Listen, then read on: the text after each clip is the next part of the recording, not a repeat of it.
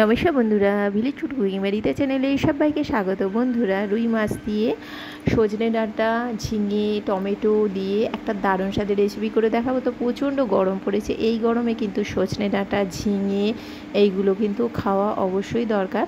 তো প্রথমে ঝিঙে, আলু, সজনে ডাঁটা, শিম, টমেটো সবই সবজি কেটে নিয়েছি।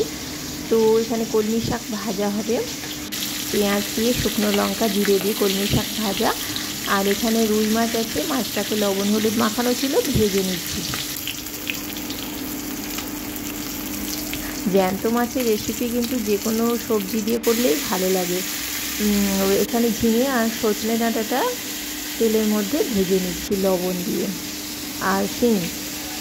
তো সবজিগুলো ভাজা হয়ে গেছে, মাছও ভাজা হয়ে গেছে। এরপরে কড়াইয়ে 5 ফোড়ন, পেঁয়াজ আর আলুগুলো তুলে দিয়েছি, দিয়ে বেশ ভালো করে ভেজে নেবো ঢাকা দিয়ে।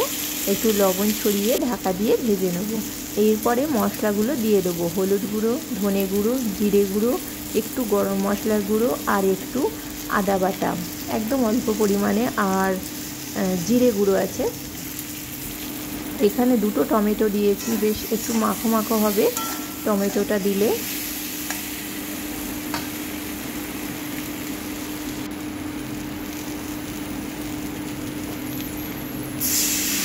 এরপরে অল্প পরিমাণে জল দিয়ে মশলাটা ভালো করে কষিয়ে নিচ্ছি। খুব বেশি জল দেবো না, এটা একটু বেশ মাখো মাখো হবে, অল্প পরিমাণে গ্রেভি থাকবে।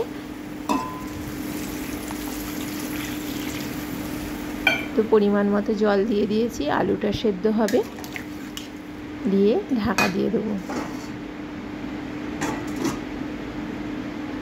এরপরে ফুটে উঠলে সবজিগুলো দিয়ে দেবো, তারপরে সবজিগুলো দিয়ে একটু ঢাকা দিয়ে দেবো, তারপরে মাছটা দেবো। তো আলু একটু সেদ্ধ হয়ে গেছে, এরপরে ভেজে রাখা সজনে ডাঁটা, ঝিঙে আর শিমগুলো দিয়ে দেবো,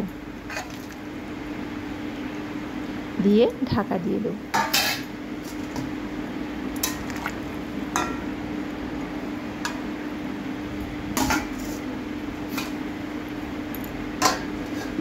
এরপরে ঢাকনা খুলে মাছটা দিয়ে দেবো।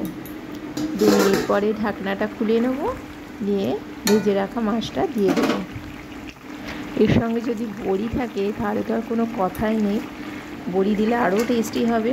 তো ভেজে রাখা মাছটা দিয়ে দিচ্ছি। তো মাছটা একটু সেদ্ধ হলে ঝোলের মধ্যে তারপরে নামিয়ে নেব। বন্ধুরা, রেসিপিটা কেমন হয়েছে অবশ্যই জানাবে, চ্যানেলটিকে সাবস্ক্রাইব করবে, লাইক করবে, শেয়ার করবে।